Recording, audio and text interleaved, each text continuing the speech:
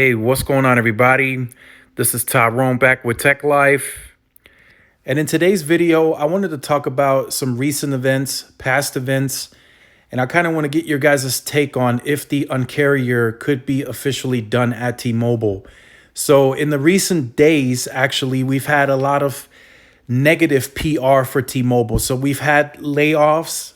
Now we have additional layoffs coming for the headquarters where Sprint used to operate.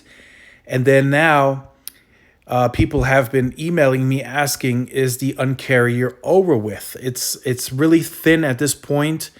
Not much uncarrier promises happening anymore. If you guys noticed that, the many people have told me the last thing that T-Mobile still has really that's an uncarrier like move is taxes and fees. Once Sprint branding is over, I think in somewhere in the middle or end of July is when T-Mobile wants to make that happen. Some people have been telling me they believe at that point, once they fully move the Sprint customer over to T-Mobile, is when they will end taxes and fees as well. It's not official or anything like that. It's just something that they believe will happen because it is very expensive to make that happen. And now they would gain another 30, almost 40 million customers that they would have to cover those taxes and fees. Although you don't pay those taxes and fees, somebody's paying those taxes and fees, and it's T-Mobile that's paying them, covering that charge. They say it's included in the price. That could be the case as well. I've seen that too, but it is a big deal for a lot of people. But many have told me they just don't see that happening when the Sprint customer moves over because they have different rate plans and cheaper rate plans and such. But I want to hear from you guys. What do you guys think overall, in your opinion? Do you think the uncarrier is officially done and we now have to hope that Dish Network can pick up the uncarrier momentum? Or do you guys think that personally just the fact that they have to still compete against the big two, even though the playing field is a lot more even now in terms of spectrum, but do you think the fact that T-Mobile still has to compete for those customers, do you think they may still push that uncarrier initiative into the future with even better moves than what we've seen previously under John Legere? Or do you think it's just all over? I think in the recent days, we've seen very negative PR. We've seen layoffs. We've seen that network outage, which was a big mistake by T-Mobile. They admitted it in their apologies. They should have had that taken care of. The redundancy should have been built. But that's all, it's kind of like you got to just move on. You had a failure and fix it. They're doing that now. But it's just negative PR after negative PR. And again, today, more negative PR, more layoffs. We knew this would happen. We talked about it. I've read the comments during the whole trial and the merger, is it going to get approved or not? A lot of people were saying that these layoffs would happen just based on history of mergers. Layoffs are always at the top of the list in terms of priority for mergers. So there were a lot of redundant positions that needed to go. Now, T-Mobile did come out and say, yeah, we're cutting people, but look, we're bringing 5,000 jobs back. I mean, who knows at the end how many layoffs they're going to have in total between the two companies. We don't know. That's still an ongoing estimate. We're seeing, more than 200. How many is that? Is it 250? Is it 500? We don't know. So we'll definitely see here in a couple of months where this settles in terms of how many people are laid off. I'm sure we'll get a guesstimate number. I think it's going to be in the high thousands, maybe closer to, I think it'll be double of what they'll actually rehire. So I think they lay off around 10,000 employees and they hire 5,000 back. That's just a guess, of course, but I just think they have a lot of redundant positions. There are some call centers that Sprint does operate in the U.S.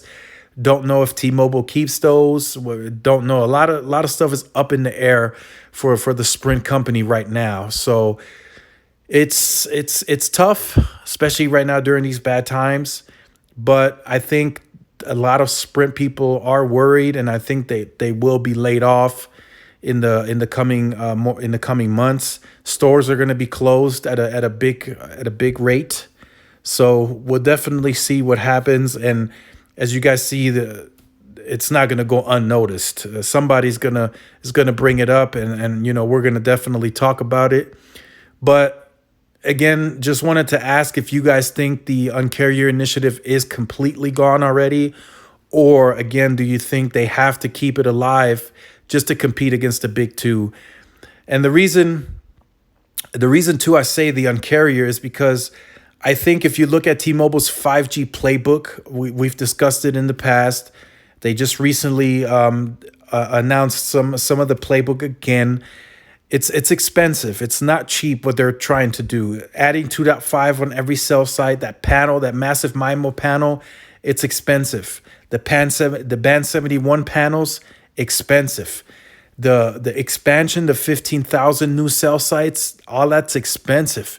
The overhead, the OpEx is going to go up drastically. They have to add fiber to all of those 15,000 new sites. They got to add higher fiber to the sites that are going to get that 2.5. So it's going to be very expensive. It's not going to be cheap. And I think the board and the company themselves are going to push for T-Mobile to raise the prices to bring in more profitability based on the type of investment that they're outputting. The strategy is clear. It's very clear. It's been brought to the public. 2.5, 600 megahertz is the way to go. Down the line, millimeter wave is going to be incorporated with small cells in the more dense urban markets. But for now, 2.5, Sprint's band 41, and their 600 megahertz is the way that they want to push the 5G. They're really pushing 5G right now. LTE is still being worked on, of course, but the big picture is 5G and how fast can T-Mobile offload the LTE customer off of that network onto the 5G network is going to be a very interesting story on how that develops. Right now, if you guys see it, I see it. Some of you guys are saying it in the comment section down below. With the plan that T-Mobile is pushing, they're going to have to get people into 5G devices and off of the LTE network. And that's exactly what they have to do. In order to make use of all of that spectrum, especially if none of it is going to LTE, from the 2.5, they're going to have to get people from LTE into 5G devices. And I think from a user standpoint and to get a great experience, they have to do that very, very quickly and efficiently. So if you are new to the channel, make sure you like, share, subscribe. If you have been on the channel, you can go ahead and end the video now. If you are new, make sure you hit the notification bell on YouTube so you are notified when I upload the content. Also follow my Twitter so that way you have a second option to get notified when the videos are uploaded. YouTube every now and then is late on pushing notifications.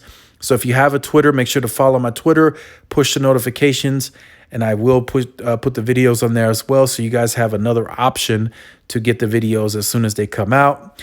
And this is Tyrone with Tech Life, and I will see you guys in the next video. Peace.